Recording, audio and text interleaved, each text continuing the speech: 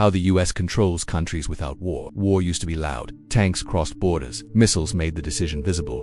The enemy was clear. The battlefield obvious. The cost immediate. But modern power no longer announces itself that way. Today, countries fall apart without a single bomb being dropped. No invasion, no declaration, no victory speech. And yet the result looks the same. Economies freeze. Governments panic. Populations absorb the damage. This is what control looks like now. The most dangerous form of power is the one that does not need to explain itself. When nothing explodes, people assume nothing is happening, but systems can be shut down quietly. Access can be removed silently. Pressure can be applied without fingerprints, and once that pressure is felt, reversing it becomes almost impossible. The United States did not abandon war because it became immoral. It moved away from war because it became inefficient. War is expensive. War is unpredictable. War creates resistance, enemies, long memories. Modern control does not need any of that. It only needs leverage. Leverage works best when the target believes it still has choices. When leaders think they are negotiating, adjusting, managing risk. By the time they realize those choices were never real, the system is already closing in. This is not about conspiracy, it is about structure. About how global systems were built, who designed them, and who controls the switches. Power today is not about force. It is about access. Access to money. Access to markets. Access to trade routes. Access to legitimacy. And once access is gone, nothing else matters. The United States sits at the center of the post-war global order, not because it occupies countries, but because it occupies systems, financial systems, legal systems, trade systems, security systems. Most countries do not directly answer to Washington. They do not need to. They answer to the architecture Washington helped design. This architecture was sold as stability, as globalization, as cooperation. But every system has defaults, and defaults always benefit the designer. When a country steps outside the acceptable boundaries, the response is rarely military. Instead, pressure appears in places that feel unrelated. Credit tightens, transactions slow, insurance disappears, companies quietly leave, currency weakens, inflation rises. Nothing dramatic enough to justify retaliation, nothing clear enough to blame on a single actor, but everything becomes harder at the same time. That is not chaos, that is control. Sanctions are only the visible layer. What matters more is anticipation. Banks do not wait to be punished. Corporations do not need direct orders. Risk departments act first. Compliance teams freeze movement. Fear spreads faster than law. The safest decision becomes inaction. And in a system built on movement, inaction is collapse. This is why modern power rarely needs to threaten. The threat is already built in. Military strength still exists, but its role has changed. The Navy is not always there to fight. Often it is there to remind, a symbol placed carefully into the background of negotiations, a visual signal that says escalation is possible, but unnecessary, because the real pressure is already working. Countries under this kind of pressure rarely fall suddenly. They weaken slowly. Leaders make compromises, then more compromises, each one justified as temporary, each one shrinking the available space, until governing becomes impossible without external approval. At that point, the outcome is already decided. This system does not require evil intent. It does not require constant coordination. It functions automatically because incentives are aligned, because global actors prefer safety to resistance, because silence is cheaper than confrontation, and because war is no longer the most effective way to win. The question is not whether this system exists, it is why so many people still expect power to look like tanks and soldiers, when it has already learned how to move without being seen. Control does not begin with soldiers or missiles. It begins with numbers that look harmless: loans, interest rates, development funds, aid packages. On paper, these are tools of growth. In reality, they are humility. Once a country accepts external financing, time starts working against it. Every year, a larger portion of its future is already spoken for. The promise is always the same: stability, infrastructure, access to global markets. But the condition is never framed as control. It is framed as responsibility, fiscal discipline, structural reform, market confidence. Words that sound neutral, words that hide leverage. Debt does not restrict a country immediately. That would raise suspicion. Instead, it narrows options slowly. A government can still choose, but only between options that do not threaten repayment. Policies that benefit the population become secondary to policies that reassure creditors. The center of gravity quietly shifts from voters to lenders. At this stage, no one feels invaded. There are no foreign flags, no occupation forces, just spreadsheets and deadlines. Ministers begin speaking a different language, not the language of citizens, but the language of ratings agencies.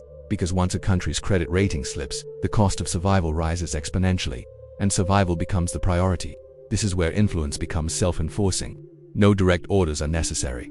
A country that depends on external financing will preemptively align itself. It will cancel projects that upset markets. It will delay reforms that threaten capital flows. It will choose predictability over sovereignty, because unpredictability is expensive.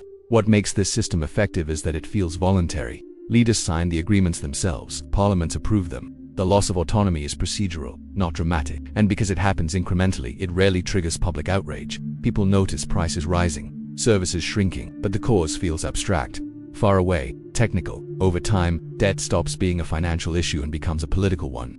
Elections happen, but the range of possible outcomes narrows. Different parties promise change, yet all reassure the same financial institutions behind closed doors. The rhetoric shifts, the mechanism remains. At this point, control no longer requires pressure. The system is already internalized. Policymakers know which decisions are acceptable and which are not because someone tells them, but because the consequences are understood. Capital flight, currency collapse, market panic. These threats do not need to be announced. They are always implied, and here's the critical detail most people miss. This model does not depend on bad actors or secret meetings. It functions through incentives, through fear of instability, through the universal desire to avoid crisis. Countries discipline themselves long before any external force needs to intervene. The paradox is that the more integrated a country becomes into the global financial system, the less freedom it has to challenge it. Integration is sold as empowerment, but dependency grows faster than influence. And once dependency is established, withdrawal becomes dangerous. From the outside, everything still looks normal. Governments meet, trade continues, diplomats shake hands. But internally, decision-making has changed. Power is no longer about what a country wants to do. It is about what it can afford to do without triggering consequences. This is the moment control becomes invisible. No threats, no ultimatums, just alignment, quiet, consistent, and difficult to reverse. And for the population living inside the system, the question is no longer who is in charge. It is whether anyone truly is. When financial alignment is not enough, pressure shifts form. It becomes institutional, legal, diplomatic, trade-based. This is where influence stops being passive and starts shaping behavior more directly, without ever appearing hostile.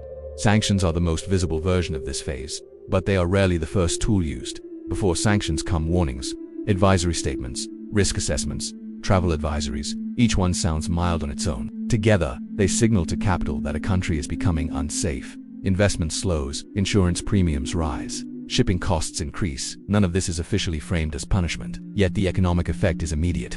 Trade access works the same way. Preferential agreements are conditional. Market access can be expanded or quietly restricted. Tariffs appear under technical justifications. Regulatory standards shift. Compliance becomes expensive. For export-dependent economies, even small disruptions create cascading pressure. Growth stalls, unemployment rises, internal dissatisfaction grows, and suddenly, foreign policy decisions feel domestic. Legal mechanisms add another layer. International courts, arbitration panels, treaty obligations. A country that challenges the system often finds itself tied up in lawsuits it cannot afford to lose. Frozen assets, disputed contracts. The law becomes terrain, and the rules were written long before the conflict began. What makes this effective is legitimacy. These actions are presented as rule-based, neutral, procedural. There is always documentation, always justification. The appearance of fairness matters more than the outcome. Because once legitimacy is established, resistance becomes difficult to frame as anything other than irresponsibility. This is also where narratives are reinforced. Media framing shifts subtly. A government becomes unpredictable, populist, unstable. These labels matter. They influence markets more than speeches ever could. Perception becomes leverage, and perception spreads faster than policy. At this stage, domestic pressure amplifies external pressure. Business leaders lobby for stability. Middle classes fear inflation. Pension funds worry about exposure. The demand for alignment no longer comes only from outside. It comes from within. A government trying to assert independence now faces resistance from its own economic structure. This is the turning point most countries fail to reverse. Not because they lack will, but because the cost of defiance becomes collective. Pain is no longer abstract. It shows up in prices, jobs, savings. The population feels it before the leadership does, and leadership responds accordingly. Notice what is still missing. No invasion, no declaration of war, no tanks crossing borders. Control is achieved through participation, through compliance mechanisms that were voluntarily entered during calmer times. The pressure feels sudden only because its foundations were laid years earlier. Even when governments attempt to pivot, options are limited. Alternative trade partners demand discounts. Emergency financing comes with harsher conditions. Strategic autonomy sounds powerful, but markets do not reward transition periods. They punish uncertainty. And uncertainty is the one thing modern economies are built to avoid. Eventually, alignment is restored, not because resistance was crushed, but because endurance ran out. The system does not need loyalty. It only needs predictability. Once predictability returns, pressure eases. Access is reopened. Capital flows resume. The lesson is quietly learned. From the outside it looks like diplomacy working. Inside it feels like constraint management. Leaders speak of pragmatism, of realism, of responsible governance. But the underlying message is clear. There are limits to deviation, and those limits are enforced without force. This is how control stabilizes itself. Through systems that punish divergence more efficiently than aggression ever could. Through mechanisms that convert economic exposure into political behavior.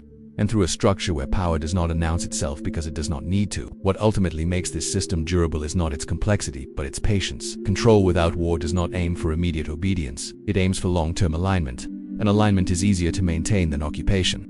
Over time, countries adapt their behavior. Not because they are coerced, but because the cost of resistance becomes structurally embedded.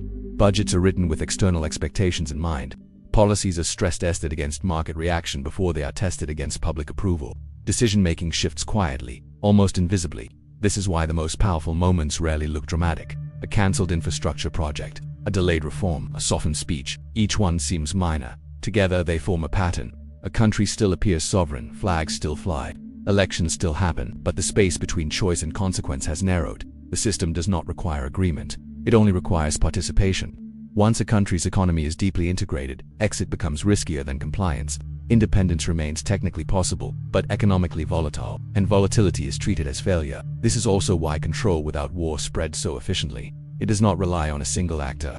Governments change, administrations rotate, the mechanism stays, because it is embedded in institutions, incentives, and expectations that outlive any one leader. The most effective form of power is the one that removes the need for constant enforcement. When rules are internalized, discipline becomes automatic. Countries begin managing themselves in ways that anticipate external reaction. No pressure is applied because none is needed. At this point, the question of intent becomes irrelevant. Whether control is deliberate or emergent no longer matters. The outcome is the same. Decision-making is shaped before it reaches the public stage. Debate happens inside a predefined boundary. Anything outside it is labeled unrealistic. From the outside, this looks like global stability. From the inside, it feels like a constraint. The system rewards predictability, not ambition, alignment, not divergence, and those who challenge it are not defeated militarily. They are exhausted economically. This is why modern power rarely announces itself.